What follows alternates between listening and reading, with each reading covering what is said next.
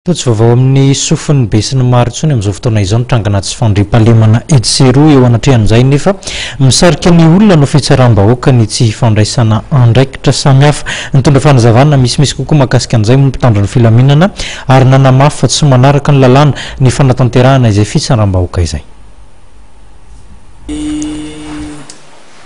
Ny fitsaram-bahoaka dia phénomène social izy io. Tsy tonga ho azy izy ireny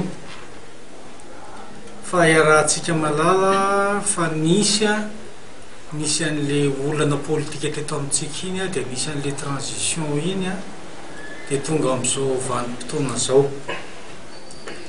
Ny olona zany rehefa tsy mahatoky ny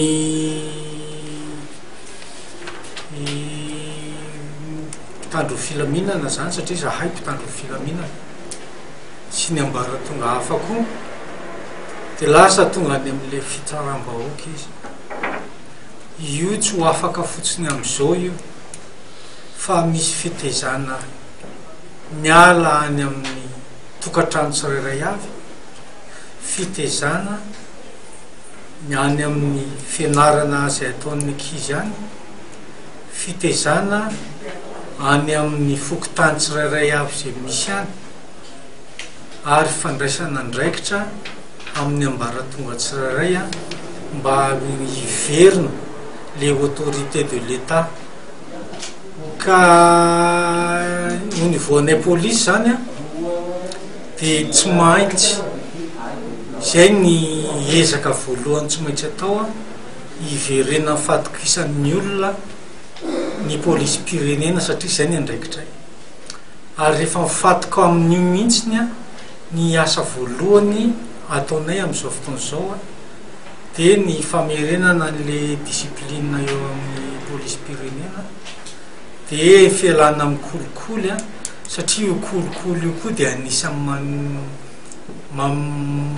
tsy mampipetraka an'le autorité de l'État ary ny fiadivana amin'ny asan-jolahy mba hiaina ao anatin'ny fandriam-pahalemana fehizay ny vahoaka. Ka zavatra maromaro mitambatra amin'izy io mba raha tiana ho foana ny fitsaram-bahoaka. Ary tsika rehetra ne samy mahafantatra daholo fa tsy mety ny fitsaram-bahoaka fa misy ny